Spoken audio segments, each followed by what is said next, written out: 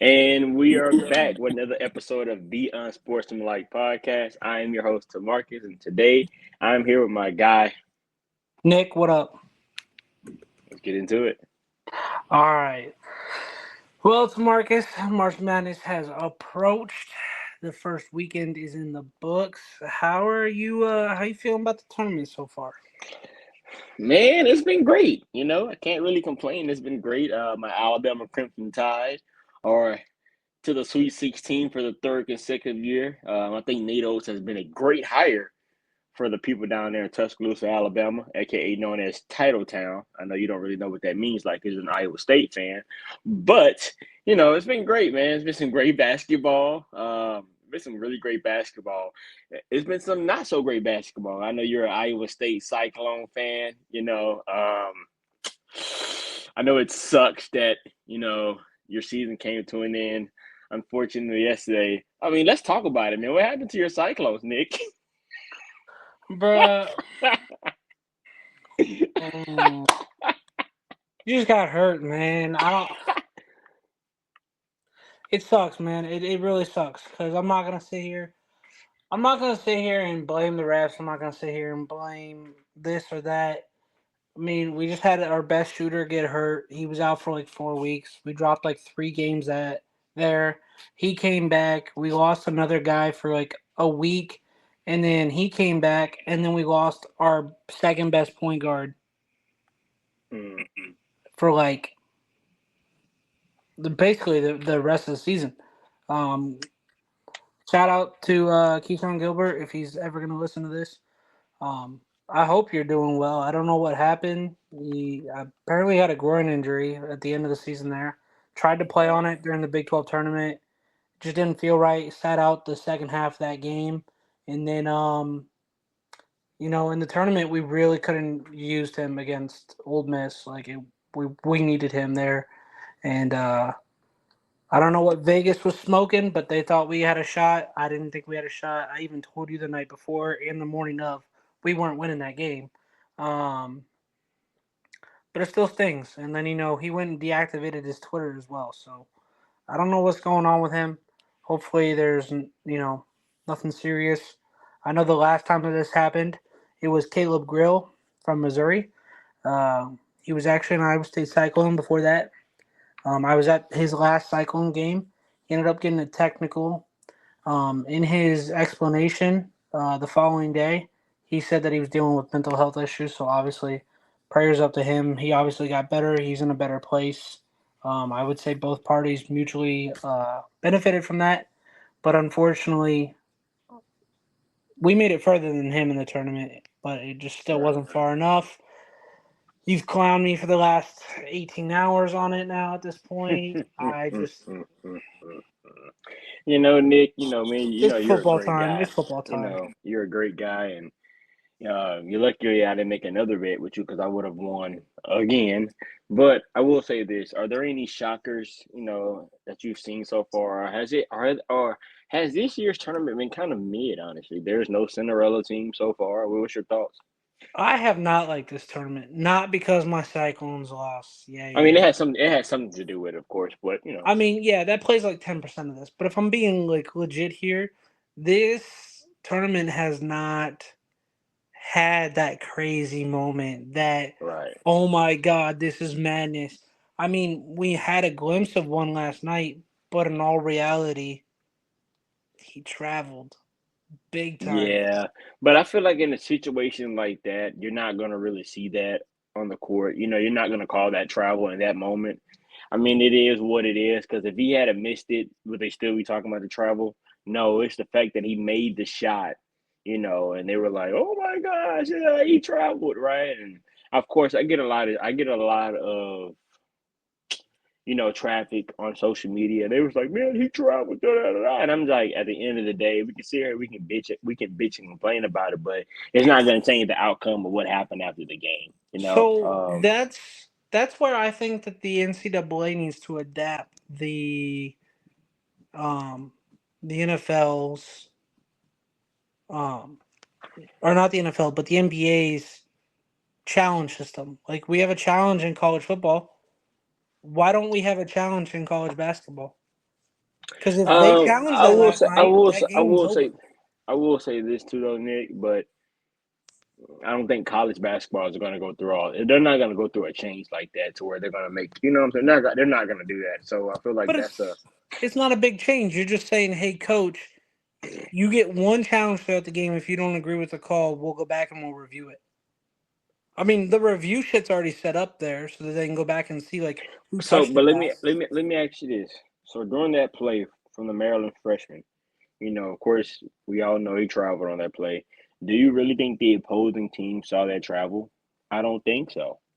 No, Because this is they the thing. did. They didn't say anything about it. They haven't even said anything about it after the game because at the end of the day, it's not going to change the outcome. They're not like the NCAA is not going to say, "Well, this kid traveled. They lost this game. We're going to give it to Colorado State." Just not going to work like that. I will say this. I will say this. In that game, great shot beforehand. But that's look, great defense on that play. But just even better shot. Call bank. The bank is open. Off glass. Game winner. I mean, hey, you played great defense. You just so happily made the shot. And I was happy for Maryland because like three of their losses came at the buzzers this year. So it was like okay, Destiny. Destiny had awaited for them. They finally got one to go on. To go on their end. So, I mean, at the end of the day, I don't think there are going to be any more upsets. I think Auburn wins. I think Florida wins. I think Bama squeaks by BYU, maybe. Um, who else? Who else? I think Ole Miss. I think Ole Miss run comes to an end soon.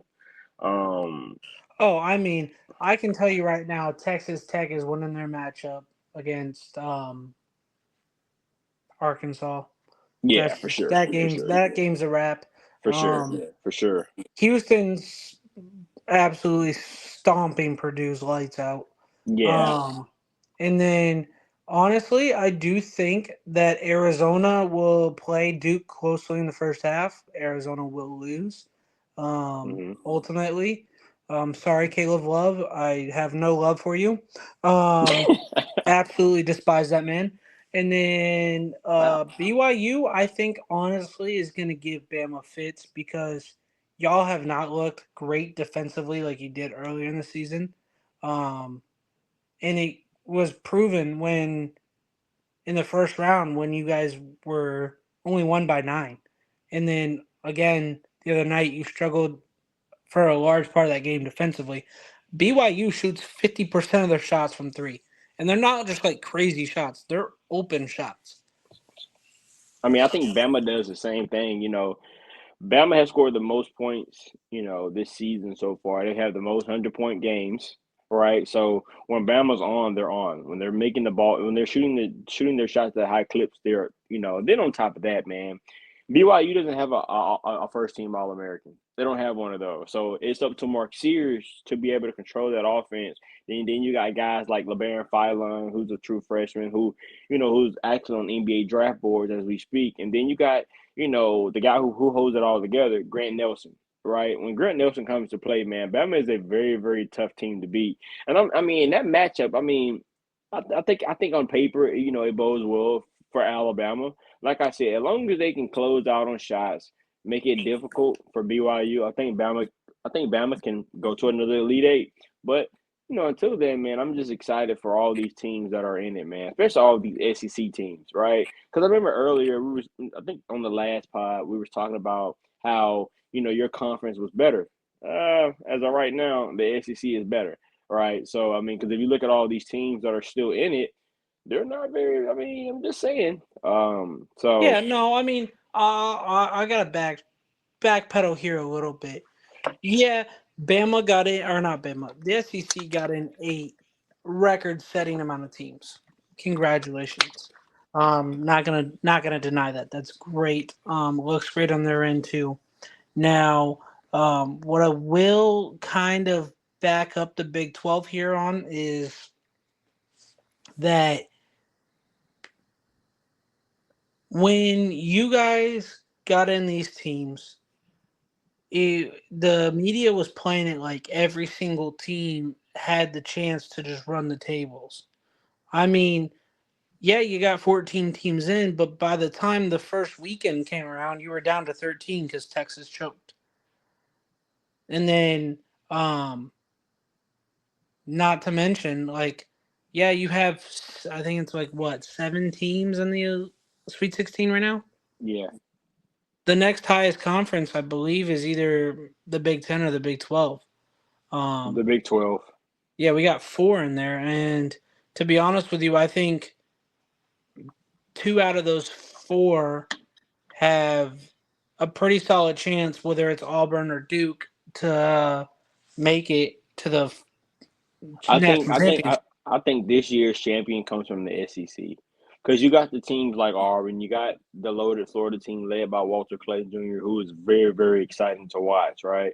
And then you got Alabama in there, of course. I think they also have another opportunity. I think with the NCAA tournament, it's all about matchups, right? I mean, that's just literally what it is. There's no UConn, there's no Dan Hurley, but props to Dan Hurley and company for even winning the first round matchup, right?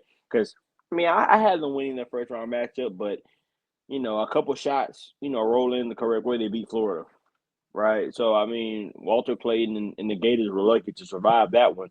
But if you consistently have games like that, then you may not win. But at the end of the day, it was a fun-filled weekend of past 2 weeks of basketball. It's been very, very exciting to watch. I just hope, like I said, it's unfortunate that there is no Cinderella teams this year. Yeah, but I mean, back to like what I was saying with the whole Big 12 thing is like, yeah, the SEC stats wise has a better shot of the champion coming out of them because they have more teams in. However, the top, I think it was like out of the top six defenses, only two of them were from the SEC. Three of them were from the Big 12, and then the other one was Duke. Like, just out of the top six defenses, the Big 12 had three, and two of those teams are still in the tournament. Iowa State obviously got knocked out last night. That sucks, but whatever. Um, Texas Tech is no slouch. I think actually not if, when Texas Tech wins their game, and they play Florida after that in the Elite Eight, that's where we're gonna see that the Big 12 is still the basketball conference. And that the SEC is just, it's not there. It's definitely close. It's definitely close, but it's just not there yet. Um, and even if Texas Tech wins that game, it's gonna be a slugfest against Auburn, but that's just because Auburn is good. Bruce Pearl is a great coach. He was a great coach at Tennessee. He's a great coach at Auburn. Um, but as far as Bama, if Bama doesn't get up their hands, doesn't contest shots, BYU is going to shoot the lights out of that gym. And then Houston is just another monster. We don't even got to talk about them. We already know what they're about, and what they're going to do. But if I had to pick, if the champion's coming from Auburn side of the bracket, it's probably Auburn. But if the champion's coming from the other side of the bracket, it's probably Houston. Yeah, that's who I have winning it. I have Houston winning it all. But like I said, man, it's been a great week. Now we just got to wait till the end of the week to watch some more basketball. But That's so bad. Like, why you give us I, 50 I, straight hours of basketball and then you just then rip it again, I, under, away? I understand, man. You gotta let those guys rest, man. You gotta let them rest. So I get it, because I mean, you deserve it. Once you make it to the Sweet 16, I understand you deserve the rest. So I'm not mad So at it. so start the NIT now so we can get like this, just some sort of a level of basketball now. Yeah, Like, I'm not saying but the NIT is good, but hey, I'll watch it.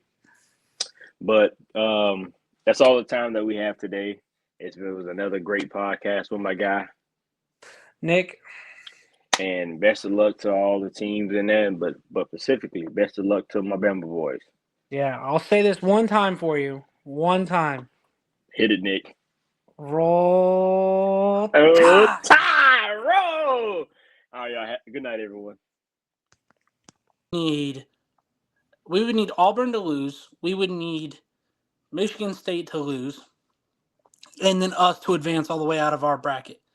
Then, not to Exactly. mention, we have to play whoever comes from that bottom bracket. And I really don't want to play Florida. I really don't want to play Arkansas. I really don't want to play Baylor because I think Baylor's in that bracket. I really don't want to play Drake or Missouri. Which, by the way, Missouri has an Iowa State shooter by the name of Caleb Grill. That's one cold white boy, by the way. Um, the only team that I want to play out of that bracket again is Kansas. And that's because I don't think Kansas has a good team. I'm surprised they even made the tournament. I got another team that we haven't really talked about. The two-time defending champions, the UConn Huskies. They're not really great at all. They're not that good this year. But I think That's do they beat Oklahoma? yeah, yeah. They beat So them. so do they have a chance to beat Florida? Are they in there? I thought they were up. Yeah. I So thought I thought they you were have in ours. no, you have UConn, Oklahoma, and then on top of them you have Florida and Norfolk State. And if the winner of UConn and Oklahoma will play the winner of Norfolk and Florida. Huh. Well, yeah. I mean, maybe. I don't think UConn can knock them off, but I mean, damn. So one of those, you're gonna have three SEC teams bounced by Friday morning. Yes, there's a possibility. Yes. Because I don't think Oklahoma's winning that. Texas could lose tonight, and then you're gonna have Gonzaga lose. Or I mean, Gonzaga's gonna smoke Georgia. So 3 out of those 14, that puts you down to 11. 11 out of those 11 teams, 6 or 8 got to make it to the next round, and it's March, so anything could happen. Yes, anything could definitely happen. So I don't know, man. I'm excited, man. I've yet to make my bracket, so I Well, have an since you haven't made ESPN. it yet, who's your like sleeper team? Like nobody's talking about, but could definitely win this title. Man, that is a great question. Um, Because I'll tell you who it is for me, and that's Texas Tech. It's not even they're Iowa nice. State. It's Texas Tech. They're nice, but I have a sleeper team. Who? Arizona. Arizona. I think Arizona can go on a run. I don't think they're Um. going to win the title, but I think they can go on a run. So Arizona is the only team to lose to a 12, a 13, a 14, and a 15, and they actually lost to the 15 twice. So Arizona's got to get out the first round before we can start talking about them. I just don't think That Caleb is Love's true. got it in him. He wasted all of Well, his magic this season. you know, I remember hearing this story a long time ago. Shaq was talking to Kobe, and Shaq told Kobe, there's no I in team. And Kobe replied with, there's an ME in that motherfucker. Basically, what I'm saying is Caleb Love's going to he's going to have that there's an ME in that motherfucker moment in order for those guys to, go. So as long as he goes, they will go. So I'm excited to see, man. I'm excited to see. I'm excited for these first round matchups. I'm excited for the games tonight. And again, congrats to Alabama State, man. Got to show love to the SWAC. Got to show love to the HBCU boys out down there in Montgomery, Alabama. Congrats on the win. Hopefully you guys can keep on going. But again, congrats to my HBCU boys in Montgomery. But hey, that's all the time that we have tonight. Again, I am your host, Tamarcus of the Unsportsmanlike podcast. And today I was here with my guy, Nick. All right, y'all. Congrats on you guys. Hopefully, you guys have a great bracket. Hopefully, it doesn't get shattered after day one like mine did for the past couple years. The furthest I've gone with a perfect bracket was like 2023. I made it to the Sweet 16. So hopefully, I get lucky again this year and I make it a little further than that.